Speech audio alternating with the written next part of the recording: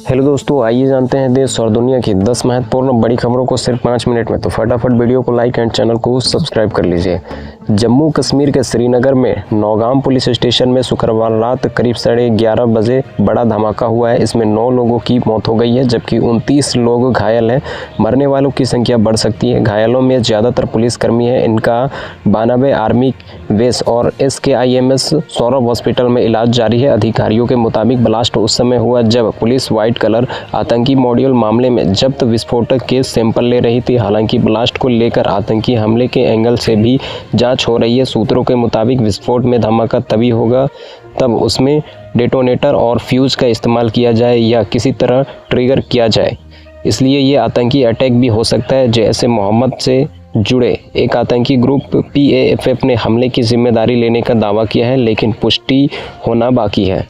भाजपा ने बिहार में NDA की जीत का शुक्रवार को दिल्ली हेडक्वार्टर में जश्न मनाया। इस मौके पर PM मोदी ने 42 मिनट के भाषण में कहा, बिहार के लोगों ने गर्दा उड़ा दिया, अब सट्टा सरकार कभी वापस नहीं आएगी। उन्होंने छठी मैया के जयकारे भी लगाए। उन्होंने कहा कि जो छठ पूजा को ड्रामा कर सकते हैं वे बिहार की क्या इज्जत करेंगे।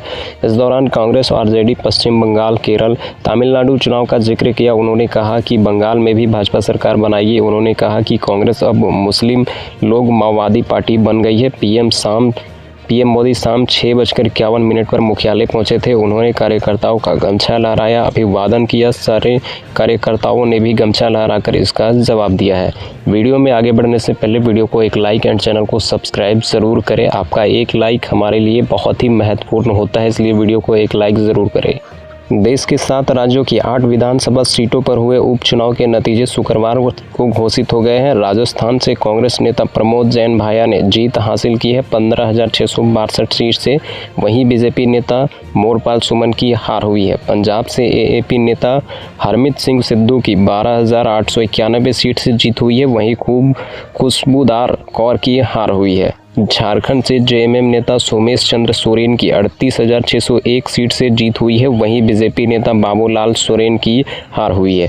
उड़ीसा से BJP नेता जय ढोलकिया ने 83,748 सीट से जीत हासिल की है। वहीं कांग्रेस नेता की हार हुई है। जम्मू कश्मीर से BJP नेता देवयानी राणा की 24,647 सीट से जीत हुई है। वहीं हर्षदेव सिंह JKNPP की हार हुई है। तेलंगाना से कांग्रेस नेता नवीन यादव की 24,729 सीट से जीत हुई है। वहीं मांगती सुनीता गोपीनाथ की हार हुई है। मिजोरम से डॉक्टर R लाल थोंगलियान MNF पार्टी से 562 सीट से जीत हासिल की है। वहीं JPM पार्टी की हार हुई है। झारखंड के गिरिडीह जिले के धनावर थाना क्षेत्र के अम्बाटाड़ पलंगी में गुरुवार देर रात एक 62 वर्षीय महिला की धारदार हथियार से हत्या कर दी गई है। हमलावरों ने महिला शांति देवी की सिर धड़ से अलग कर दिया है। मृतक स्थानीय गंगा सिंह की पत्नी थी। घटना के बाद गांव में अफरा तफरी मच गई है। ग्रामीणों ने तत्काल धनावर थाना पुलिस को सूचना दी है। जानकारी मिलते ही धनावर थाना प्रभारी सत्येंद्र कुमार पाल के नेतृत्व में घोड़थम्बा, जमुआ और हिरोडी थाना की पुलिस टीम मौके पर पहुंची। पुलिस ने इलाके को घेर कर जांच शुरू की है। तलाशी के दौरान घटनास्थल से कुछ दूरी पर मृतक का सिर बरामद किया गया है, जबकि धड़ घर के भीतर ही मिला।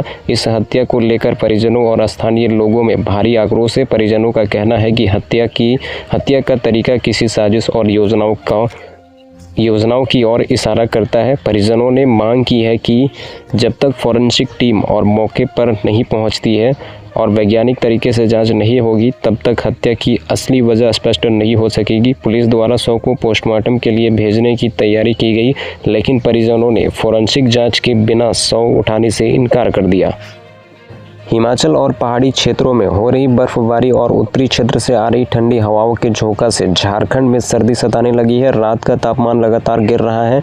दिन के तापमान में भी बढ़ोतरी नहीं हो रही है। इस वजह से धूप होने के बावजूद दिन में भी कनकनी है। पहाड़ों में होने वाली बर्फबारी से शुक्रवार को पिछले 24 घंटे के दौरान राज्य के 9 जिलों में रात का न्यूनतम तापमान 10 डिग्री सेल्सियस से नीचे पहुंच गया है। सबसे ठंडा खूंटी रहा है। खूंटी का न्यूनतम तापमान 7 डिग्री सेल्सियस दर्ज किया गया है। इस सप्ताह 3 दिन खूंटी का तापमान 8 डिग्री के आसपास रही है। मौसम विभाग ने अगले 2 दिनों तक राज्य के करीब 1 दर्जन जिलों में शीतलहर चलने की संभावना जताई है। रांची, खूंटी, पलामू, गढ़वा, चतरा, गुमला, लातेहार, लोहरदगा, सिमडेगा, हजारीबाग और रामगढ़ जिले में 15 से 16 नवंबर को शीतलहर चलने का येलो अलर्ट जारी किया है।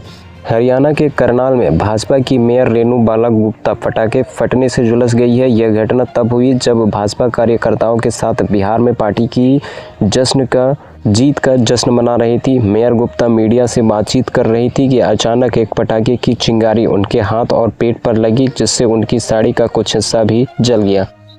राजस्थान के करनाल शहर में विदेश भेजने के नाम पर लाखों रुपए की ठगी के एक पुराने मामले में पुलिस ने 3 आरोपियों को गिरफ्तार कर लिया है। शहर थाना पुलिस की टीम ने विश्वसनीय साक्ष्यों के आधार पर दांबिस देकर आरोपियों को पकड़ा है। मामले की जांच कई दिनों से चल रही थी, जिसमें पुलिस को आरोपियों के देश भर में फैले नेटवर्क के सक्रिय होने के संकेत मिले थे। पुलिस अब रिमांड के दौरान आरोपियों से इस बात की तह तक जाने का प्रयास कर रही है कि ठगी का गिरोह कितने समय से सक्रिय था और कितने लोगों से ठगी का। चंडीगढ़ की शास्त्री मार्केट के अध्यक्ष को टूटी सड़क का मामला सोशल मीडिया पर उठाना महंगा पड़ गया है। वार्ड के पार्षद ने उन्हें 10 लाख का मानहानि का नोटिस भेज दिया है। टूटी सड़क का मुद्दा उठाने वाले मुकेश गोयल का कहना है कि उनकी तरफ से कुछ भी गलत नहीं किया गया है। परेशानी होने पर मुद्दा उठाना यहाँ जुर्म हो गया है। सोमवार को वह नोटिस का भी जवाब दे देंगे। राजस्थान के 12 जिले में बेटे ने पिता की चाकू मारकर हत्या कर दी है। 17 साल के आरोपी ने गांव की पोलिया पर वारदात को अंजाम दिया है। नाबालिग आरोपी 12वीं क्लास में पढ़ता है। शुक्रवार स्कूल से अपने नाना के घर जा रहा था। रास्ते में उसके पिता मिल गए। इसी दौरान किसी बात पर पिता पुत्र में विवाद हो गया। इस पर आक्रोशित नाबालिग ने चाकू से पिता की पीठ पर ताबड़तोड़ वार किया और मौके से फरार हो गया। मामला अता थाना क्षेत्र के धाकड़खेड़ी गांव में शाम करीब 4:15 बजे का है। मृतक की पहचान हंसराज रेगवर 40 वर्षीय पुत्र प्रभु लाल के रूप में हुई है। सूचना पर पहुंची पुलिस ने हंसराज के शव को अता अस्पताल की मर्चुरी में रखवा दिया है।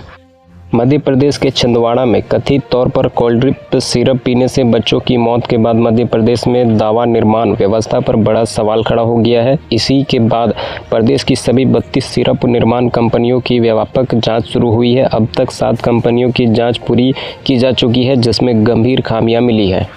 छत्तीसगढ़ सरकार 15 नवंबर यानी आज से 25 लाख से ज़्यादा किसानों से समर्थन मूल्य पर धान खरीदी करेगी। किसानों को 3100 रुपये प्रति क्विंटल की दर से पैसा मिलेगा, लेकिन बेचने के लिए किसानों के हाथ में टोकन ही नहीं है।